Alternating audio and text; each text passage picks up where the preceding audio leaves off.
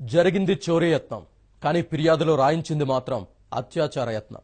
ఫలితంగా బాధితులకే ఊళ్ళో చీత్కారాలు మొదలయ్యాయి. ఖాకీల తీరుతో ఆ కుటుంబం బతుకు బజార్న పడింది. ఎస్ఐదే తప్పు అని నిర్ధారించిన ఎస్ఐపై చర్యలు తీసుకోవాలని సాక్షాత్తు హోంమంత్రి ఆదేశించిన బాధితులకు న్యాయం జరగటం లేదు. కనీసం సీఎం కేసీఆర్ కు ఫిర్యాదు చేసే అవకాశం కూడా ఇవ్వటం లేదు. దీంతో బాధితురాలు ఏబిఎన్ ను ఆశ్రయించింది.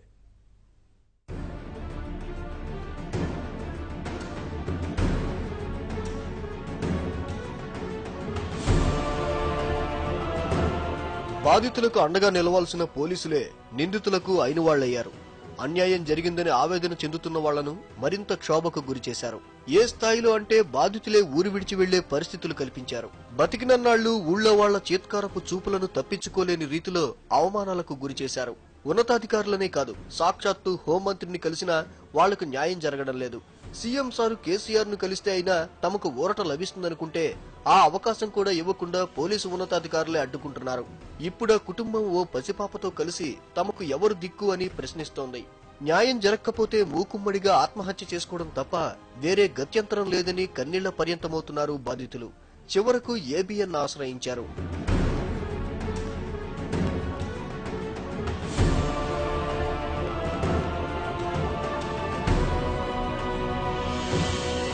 ఇంట్లో దొంగతనానికి ప్రయత్నించారని పోలీస్ స్టేషన్ లో ఫిర్యాదు చేస్తే ఆ దొంగతోనే వివాహేతర సంబంధం అంటగట్టారు పోలీసులు. ఓ ఎస్ఐ తెలిసి చేసిన తప్పుకు బాధితులు ఆ ఊరినే వదిలిపెట్టారు. ఇన్స్పెక్టర్ స్థాయి నుంచి చివరకు సీఎం క్యాంప్ ఆఫీస్ దాకా 8 నెలలుగా తిరుగుతున్నా తన మీద పడ్డ మచ్చ తొలగిపోలేదని, పైగా మానసిక క్షోభ మిగులుతోందంటోంది బాధితురాలు.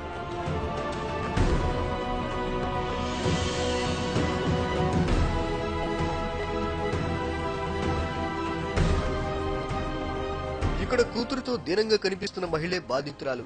భద్రాద్రి జిల్లా ముల్కలపల్లి మండలం పోగోళ్లపల్లి గ్రామం. గత ఏడాది అక్టోబర్ 20వ తేదీ రాత్రి భర్త శ్రీనివాస్ ఇంట్లో లేని సమయంలో ఓ దొంగ ఇంటి తలుపులు పగులుకొట్టి లోపలికి చొరబడ్డాడు. పసి కూతురుతో పాటు ఒంటరిగా ఉన్న మహిళ గట్టిగా అరవడంతో దొంగ అక్కడి నుంచి తప్పించుకుని పారిపోయాడు. అప్పటికే దుండగుడు ఆమె మెడలోని పుస్తెల తాడును లాగడంతో బాధితురాలికి గాయాలయ్యాయి. ఆమె కేకలతో వచ్చిన స్థానికులు దొండగుడి ఆనవాళ్లు గుర్తించారు.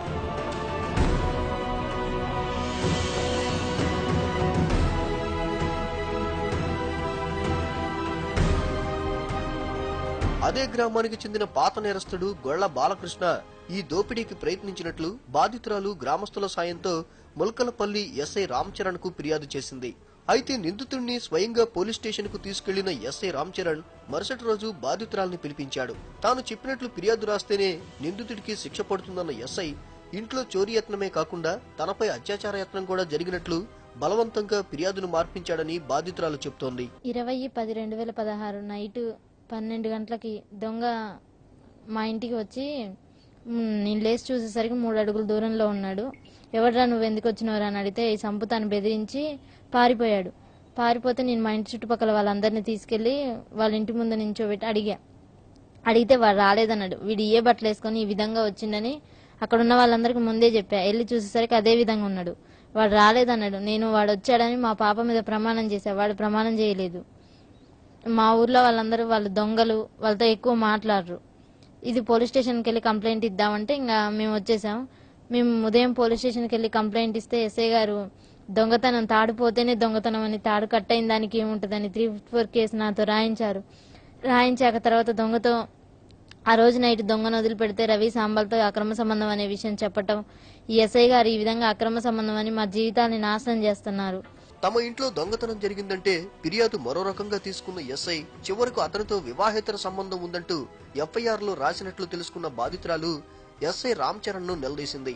అయితే ఆ మహిళనే ఎస్ఐ బెదిరించడంతో బాధితురాలు సీఐకి ఫిర్యాదు చేసింది. దీంతో ఎస్ఐ రామ్ చరణ్ ను మందలించిన సీఐ గతంలో నమోదైన అత్యాచారం యత్నం కేసు స్థానంలో బాధితురాలి ఇంట్లో చోరీ యత్నం జరిగినట్లు మరో ఎఫ్ఐఆర్ నమోదు చేశారు. అంటే ఒకే సంఘటనపై 2 ఎఫ్ఐఆర్లు నమోదయ్యాయి.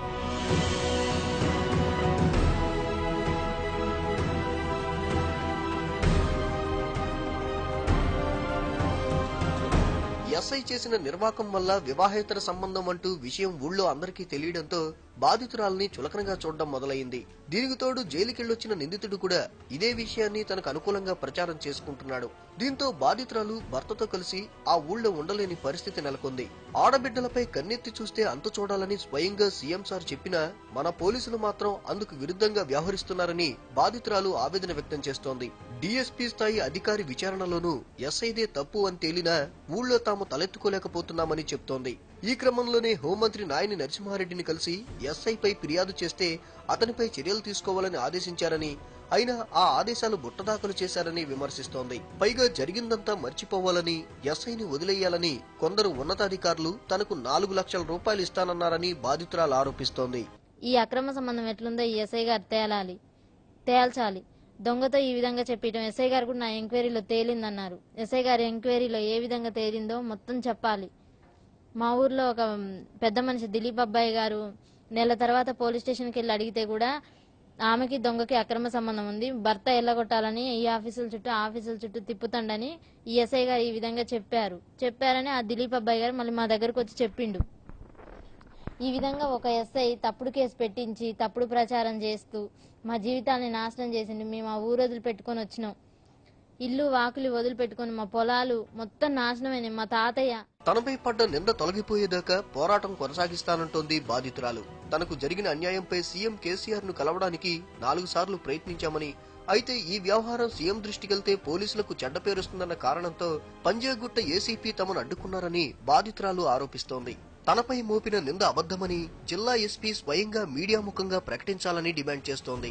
లేకుంటే ఎస్పీ ఆఫీస్ ముందే ఆత్మహత్య చేసుకుంటానని బాధిత మహిళ హెచ్చరిస్తోంది.